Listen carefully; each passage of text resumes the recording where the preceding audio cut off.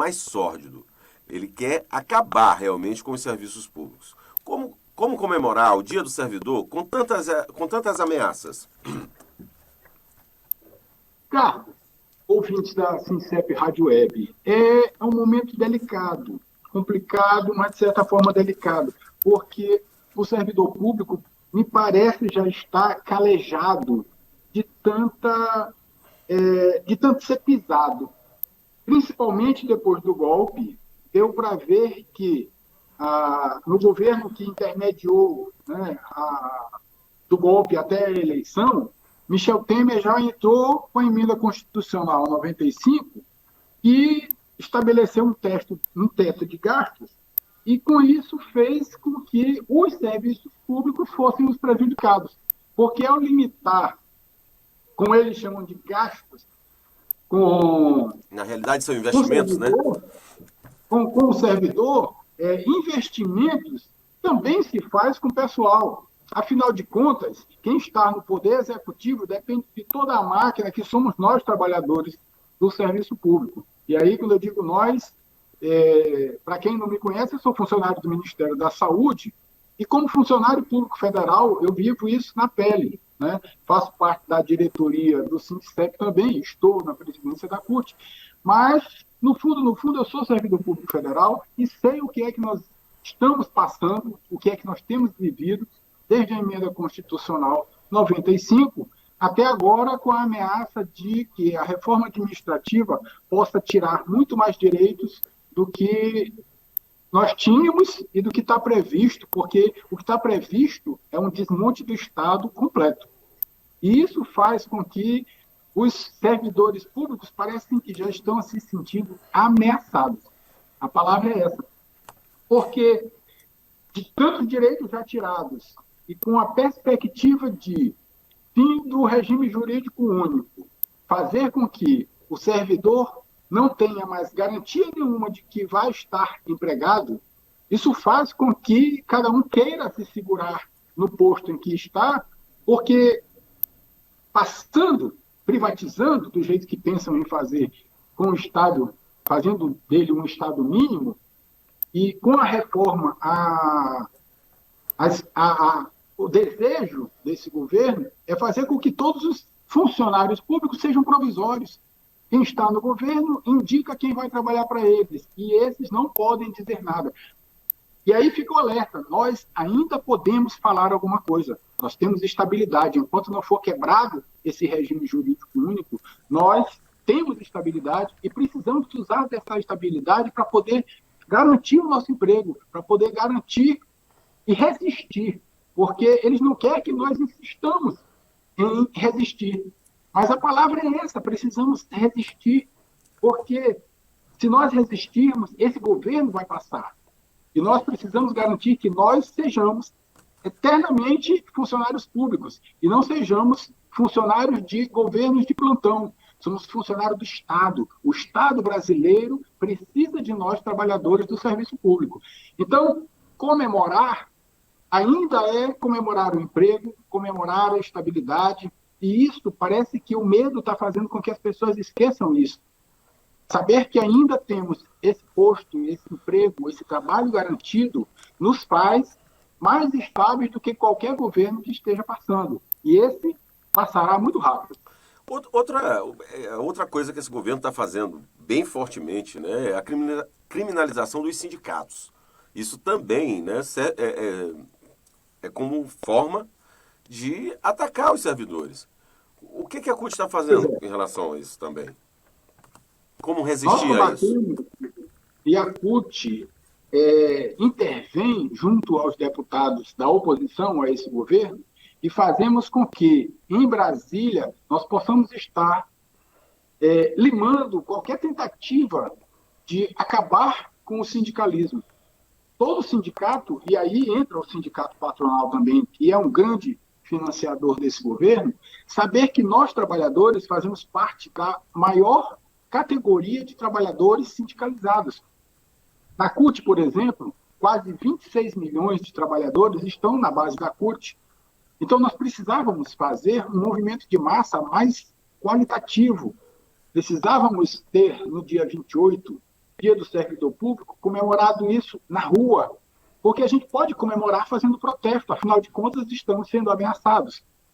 E se estamos sendo ameaçados com emprego, ser ameaçado com o fim do sindicalismo é retrocedendo ao que aconteceu há algumas décadas com a ditadura. Né? Nós não tínhamos direito à sindicalização. Então, esse é mais um motivo do qual a gente deveria estar comemorando. Fazer com que a vida dos sindicatos mantenha os trabalhadores vivos, os trabalhadores lutando pelo seu emprego, evitando assim que a reforma administrativa nos tolha demais esse direito.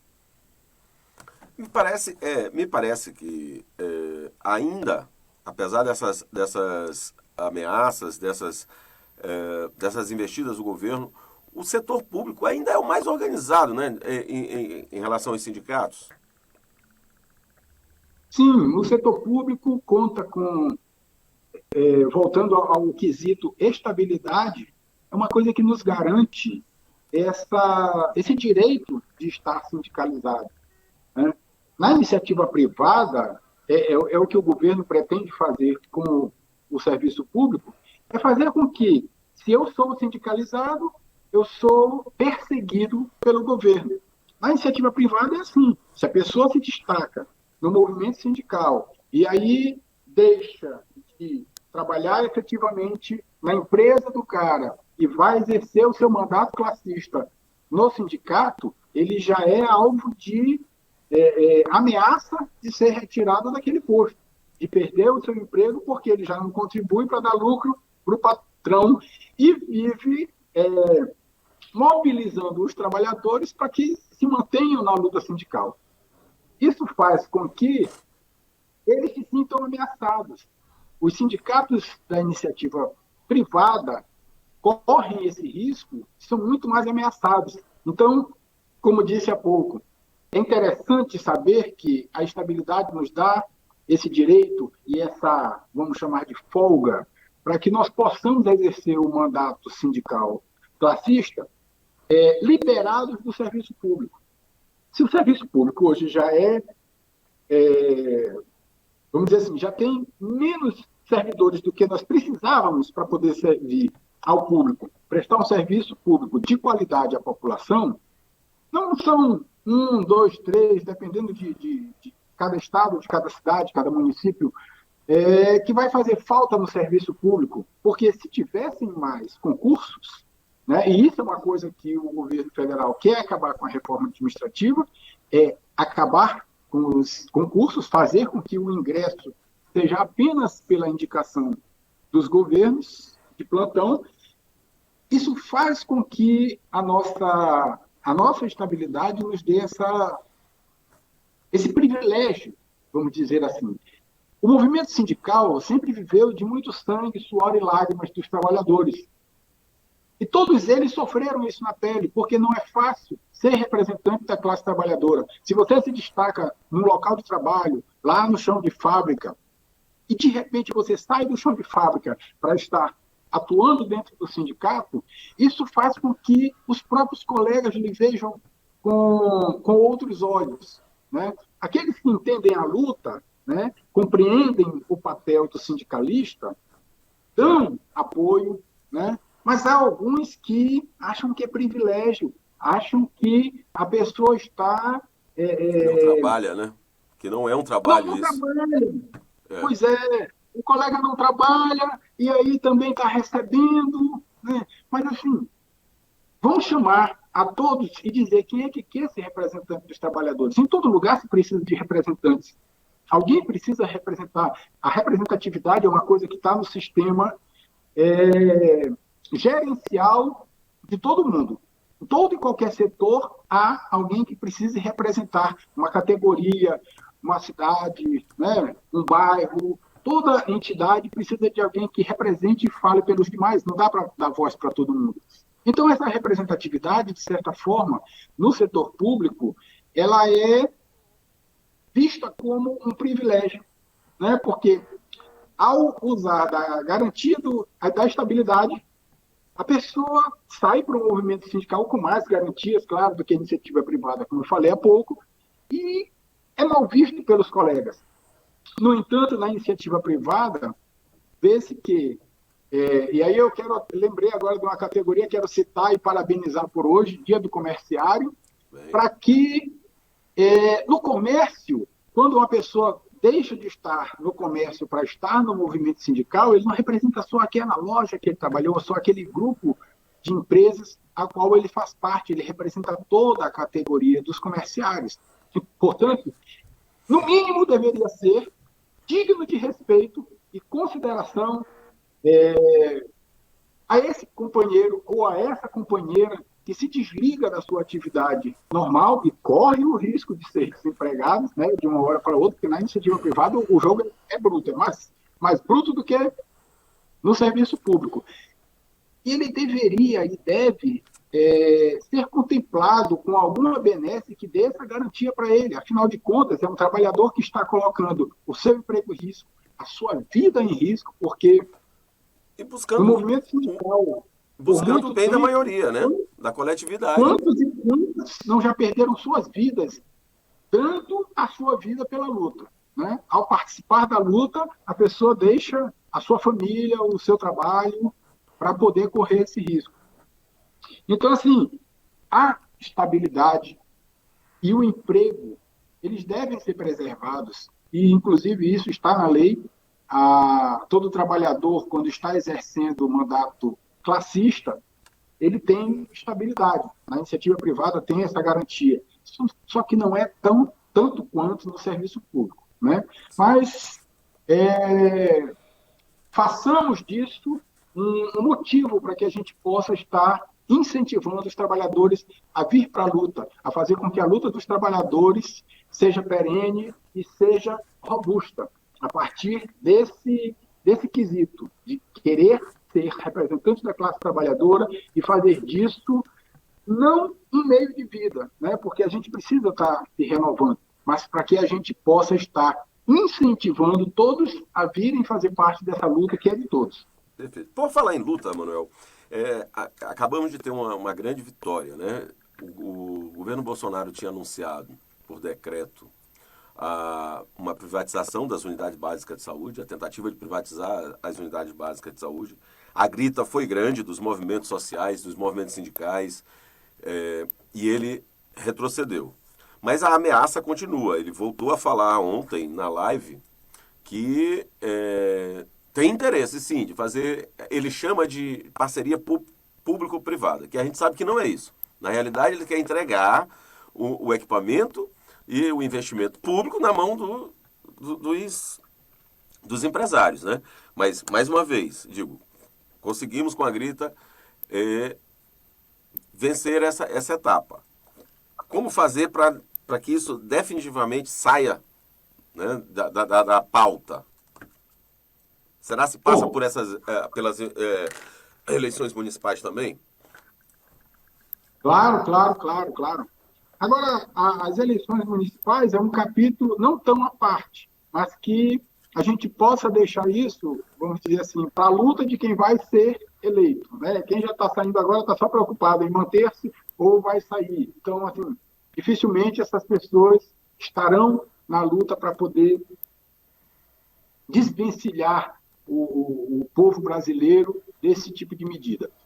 E aí, o interessante é saber que a ideia deles não vai acabar só assim. Eu estive ontem acompanhando a fala do Paulo Guedes, o posto Ipiranga, no Senado, que ele foi arguído sobre o que o governo tem feito. E, cinicamente, ele disse que foi mal interpretada a medida do governo. Por isso, são palavras dele, fulminantemente o governo retirou a medida porque sabia que não ia ser bem entendida e não ia ser bem aceita. Ora, uma parceria público-privada, vamos dar exemplo, por que é que ele não contrata uma empresa de segurança particular para tomar conta do Exército, da Marinha e da Aeronáutica, né? Ora, quer privatizar, vai privatizar logo na saúde, né?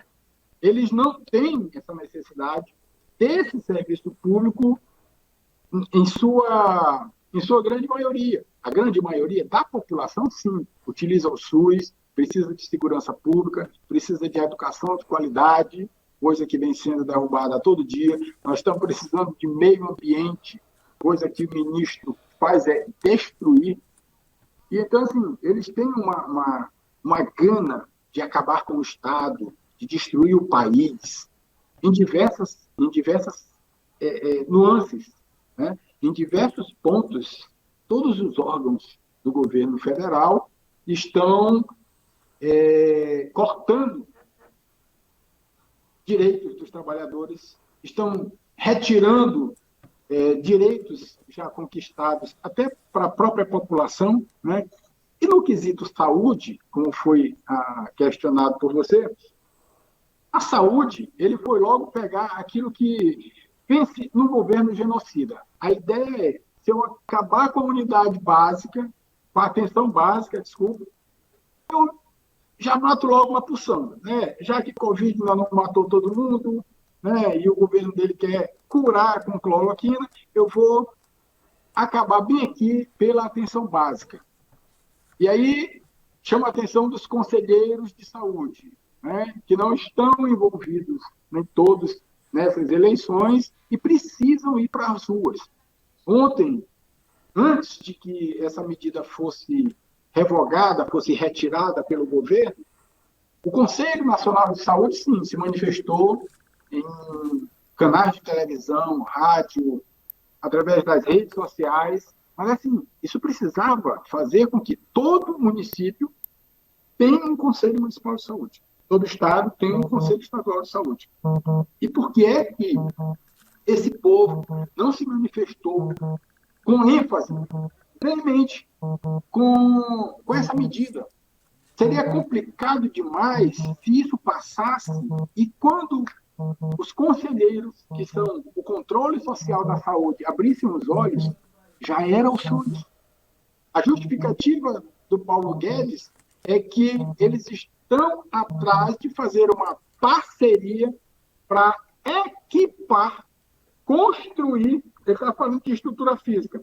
Mas claro que nós sabemos que a intenção desse governo é acabar com os servidores, é com a prestação de serviço de saúde, educação, segurança e todos os outros mais para a população.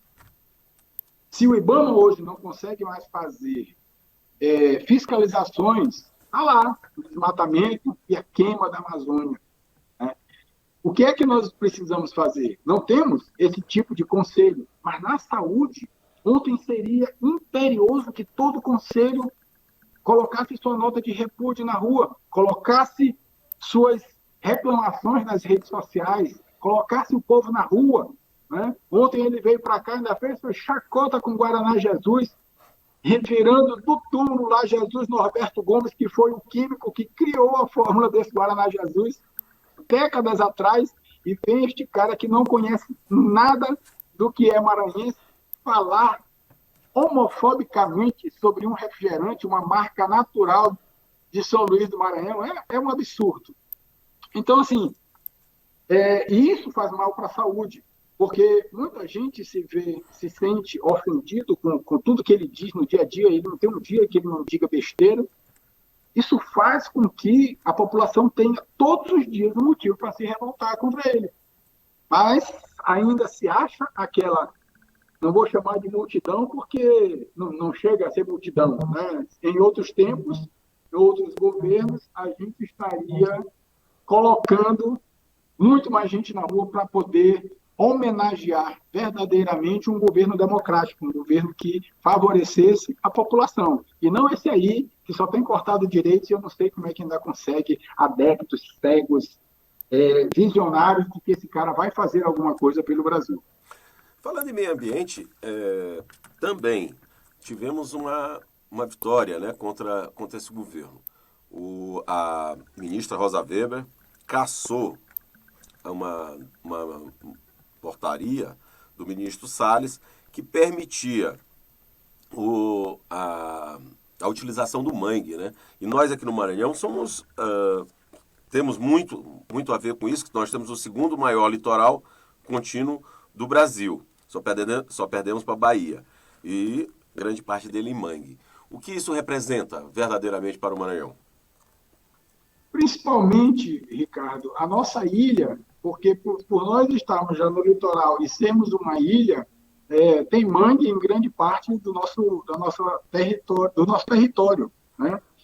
E isso faria com que amanhã não pudéssemos estar comendo um camarão, né? Não, aliás, um caranguejo, que é o mais consumido, o produto mais consumido que vem do mangue aqui na ilha, conhecido, acho que até internacionalmente. E assim, ainda bem que existe um STF para, hora ou outra, fazer alguma coisa para conter esse governo de tanta maldade. A Rosa Weber, ao fazer isso, preservou a natureza, preservou o mundo de maiores desastres, porque a medida dele era muito mais extensa, né? Sim. Ao saber que só a preservação do mangue foi contida nessa medida, nos dá uma esperança de que a gente ainda tenha mais bioma saudável para poder fazer parte da nossa vida. Um governo desse, um ministro desse, que vive escapando, e aí eu elogio o judiciário, mas aí eu assoprei, mas agora eu vou morder, né? Porque esse judiciário bem aí que salvou a gente dessa preservação do mangue é o mesmo que fecha os olhos para muitas medidas que deveriam ter sido tomadas, que esse governo toma para prejudicar a população. E aí, assim, o que é que precisa fazer para acordar o STF em certas horas de que as medidas são tão drásticas que eles não conseguem reverter isso, né? Parece que a justiça é cega e só tira a venda a hora que quer, a hora que interessa, ou sei lá quais são os interesses do STF. Inclusive, Mas, inclusive sobre a questão de saúde, né? A gente está aí com um debate sobre obrigatoriedade ou não de vacinação. O presidente, a linha dele, como sempre, é de destruição. Ele acha que não tem que ser obrigatório, que tem que preservar o direito individual. E os direitos coletivos, como é que ficam? pois é, coletividade para esse presidente é ele e a família dele, Michele e todos os filhinhos ladrõezinhos, né? E esse aí é outra coisa que o STF não vê, né? Todos os crimes dos quais os filhos deste bandidinho, desse miliciano, têm feito com o Brasil. A obrigatoriedade para ele só para a cloroquina, né? Porque do jeito que ele comprou cloroquina para nem sei por quanto tempo, né? Mandar fabricar cloroquina naquela quantidade, aquilo ali talvez fosse para exportar para o mundo. Se isso fosse comprovado cientificamente, de que fosse cura, eu acho que nós seríamos os maiores exportadores de cloroquina para o mundo, porque ele acha que a cura vem por esse produto, né? Não investe na ciência, pelo contrário, corta recursos para os cientistas que deveriam estar trabalhando na vacina e verdadeiramente quem evita a doença é a vacina. E aí nós não podemos jogar fora a perspectiva de que todas as doenças que nós já tivemos no mundo durante a história foi a vacina que conseguiu debelá-las. Foi a vacina que conseguiu fazer com que se pudesse dar uma parada nessas doenças e se pudesse estar tratando e tentando evitar que outras aparecessem. É o que está acontecendo agora.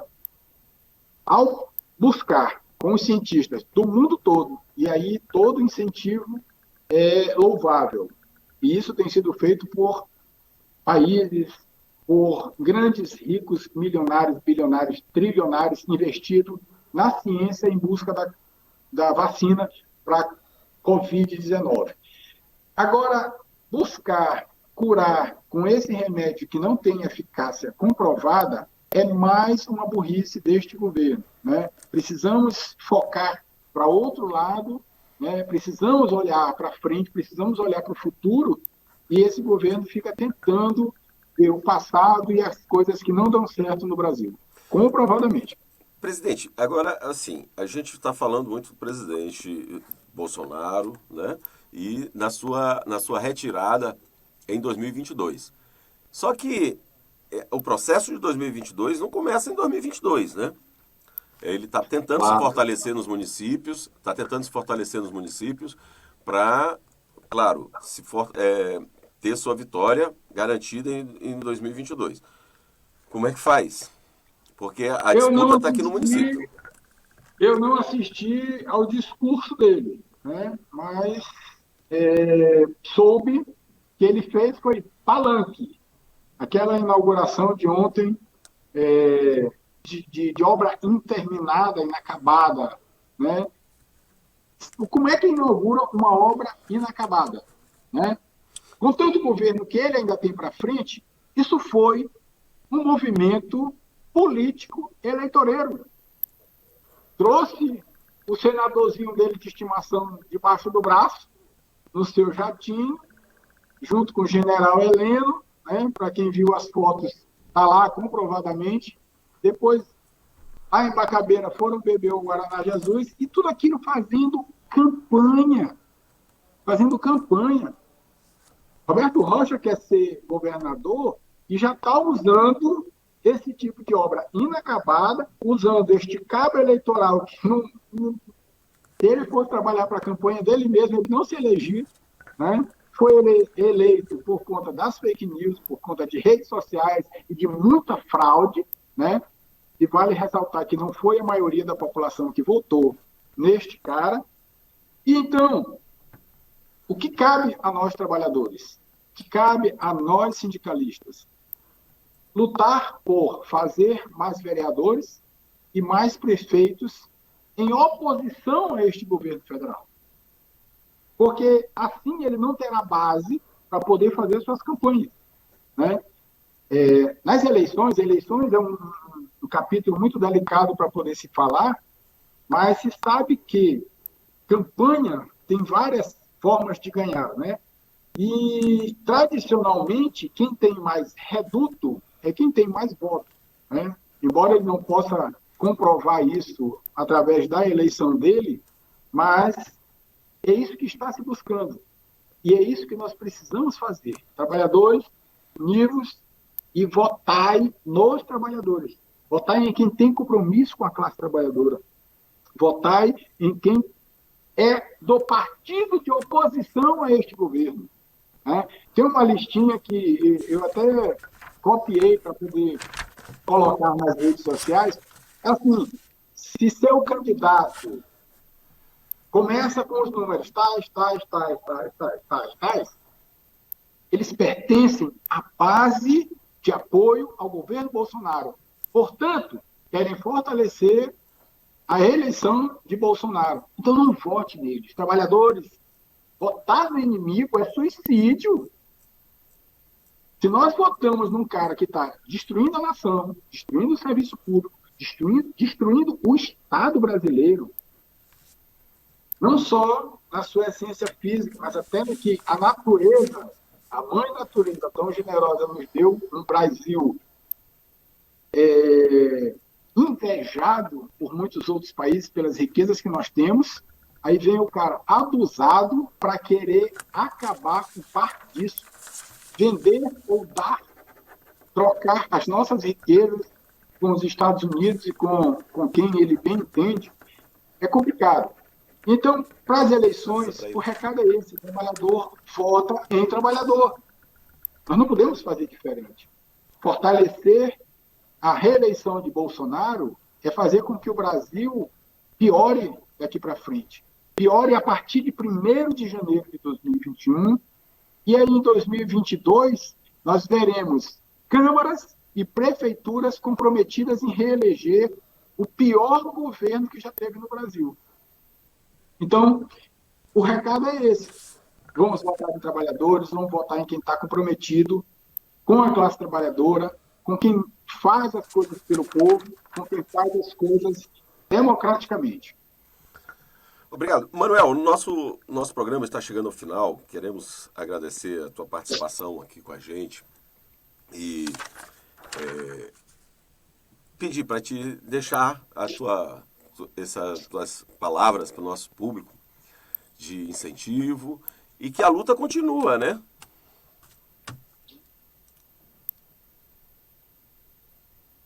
Ricardo, ouvintes e telespectadores do Sindicep Rádio Web. É com grande satisfação que participei deste programa.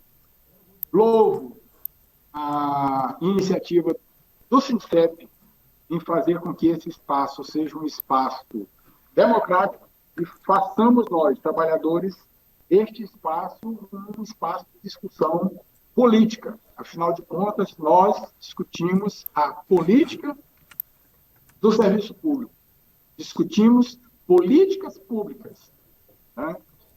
E aproveito também agora para poder saudar, além dos comerciários, o Sindisprev está aniversariando, né? Nosso grande abraço a esse sindicato parceiro, irmão, que tem praticamente a mesma base. Todos nós somos servidores públicos federais e dividimos esta base e precisamos fazer com que a manutenção do serviço público seja mantida.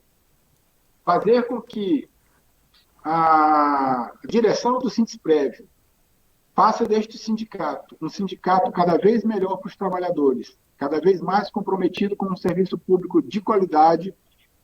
São os votos da Central Única dos Trabalhadores, são os votos da CUT estadual e da CUT nacional, e espero que possamos firmemente, servidores públicos federais, estaduais e municipais, ao comemorar esse Dia do Servidor Público e prevendo que as eleições vão nos trazer momentos doces ou amargos, mas ainda de luta, quero deixar aqui meu grande abraço.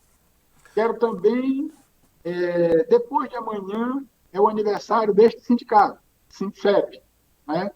Fizemos uma comemoração, né, uma live, mas dia 1º de novembro, ao completar 30 anos, o Sindicep dá mais um passo em direção à luta dos trabalhadores, à luta que a classe trabalhadora precisa incorporar, precisa manter no seu sangue diariamente para poder mobilizar a categoria, a fazer um serviço público melhor e a fazer um sindicalismo melhor.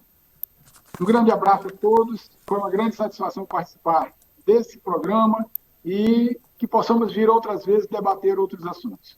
Com certeza. Obrigado, Manuel. Queremos agradecer também nossos ouvintes que participaram também, mandando mensagens.